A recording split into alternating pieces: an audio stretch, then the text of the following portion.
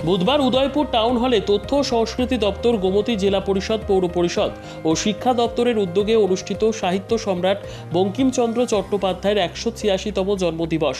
উপস্থিত ছিলেন উদয়পুর পৌর পরিষদের চেয়ারম্যান শীতল মজুমদার, তথ্য ও সংস্কৃতি দপ্তরের আধিকারিক সুমন দাস, শিক্ষা দপ্তরের ওএসডি ঝুমা দেব, মৃদুল দেবরায়, হরেকৃষ্ণ গোস্বামী সহ অন্যান্যরা। প্রদীপ জ্বালিয়ে সূচনা করেন উপস্থিত অতিথিরা বক্তব্য রাখতে গিয়ে সাহিত্য সম্রাট বঙ্কিমচন্দ্র চট্টোপাধ্যায়ের জীবনী একে একে তুলে ধরে বলেন, সমাজকে একদম সাম্যবাদের দিক থেকে তুলে ধরার জন্য চেষ্টা চালিয়েছিলেন। সমাজে যারা গরিব অংশের হয়েছিলেন, খেতে পায় না, তাদের জন্য তিনি ছিলেন উদার। সমাজকে এগিয়ে নিয়ে যাওয়ার জন্য অনেক উপন্যাস লিখেছিলেন। তার জীবনী ও আদর্শ তুলে ধরে উপস্থিত ছাত্রছাত্রীদের উদ্দেশ্যে বলেন, প্রতিদিন সময় করে সাহিত্য সম্রাট বঙ্কিমচন্দ্র চট্টোপাধ্যায়ের জীবনী নিয়ে পড়াশোনা করার জন্য বলা হয়।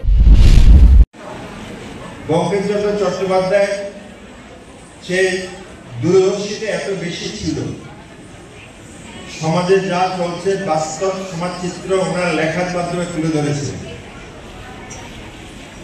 উনি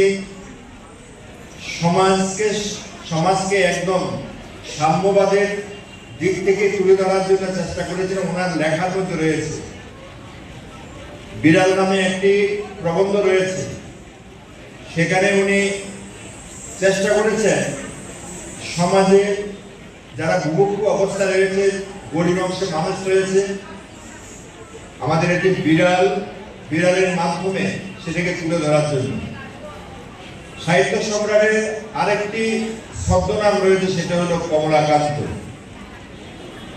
সে বঙ্কিমচন্দ্র চট্টোপাধ্যায় সমাজে যারা একদম গরিব অংশ রয়েছে, যারা কিছু খেতে পায় না, অথচ মানুষ তাদেরকে সাহায্য করছে না, এই বিষয়টা নিয়ে অনেক লেখা লিখেছেন এবং সেটার মধ্যে বিরাট প্রবন্ধ অত্যন্ত গুরুত্বপূর্ণ।